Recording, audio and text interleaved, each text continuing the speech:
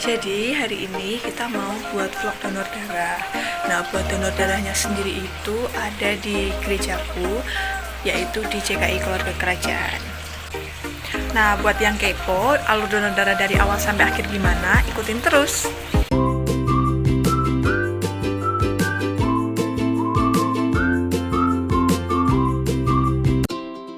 Nah, jadi tahap awal donor darah adalah kita harus mengisi formulir kuesioner kesehatan.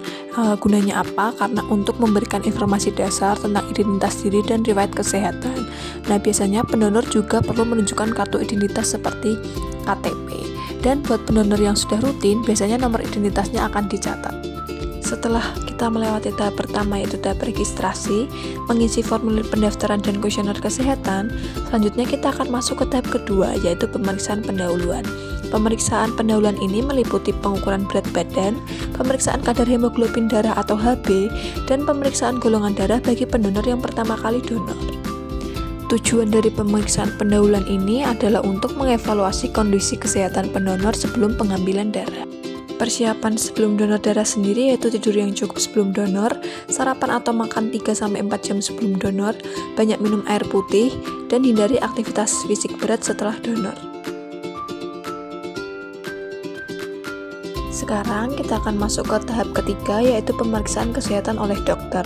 Dokter akan melakukan anamnesis atau wawancara tentang riwayat kesehatan dan penyakit pendonor, pemeriksaan tekanan darah, pemeriksaan fisik sederhana, dan pemeriksaan lain yang dianggap perlu akan dilakukan oleh dokter. Pemeriksaan ini sendiri memastikan pendonor dalam kondisi sehat dan memenuhi syarat untuk mendonorkan darahnya.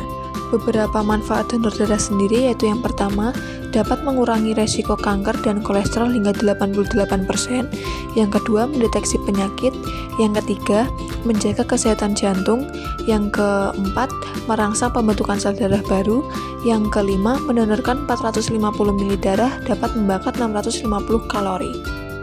Kemudian, jika memenuhi syarat donor, dipersilahkan untuk mencuci lengan dan dikeringkan.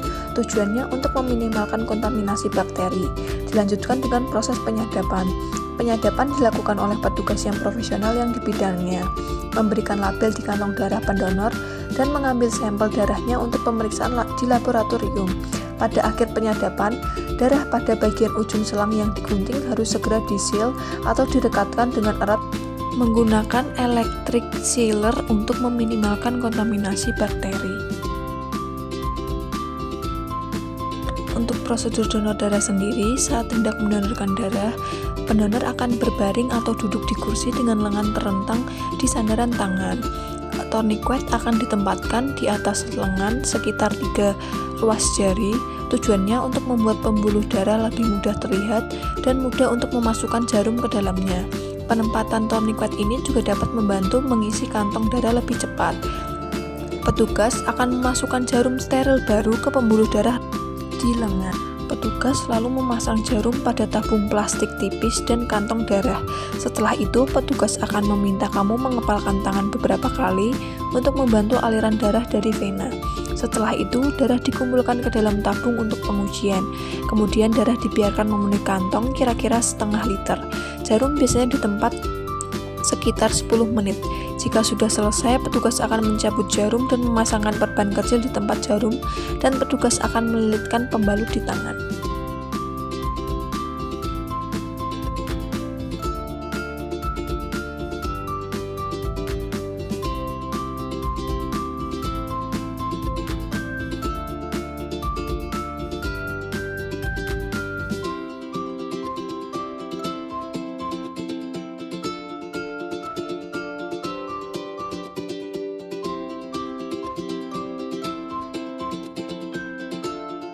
Setelah melewati proses yang keempat, tahap pengambilan darah donor, masuk ke tahap yang kelima yaitu tahap administrasi.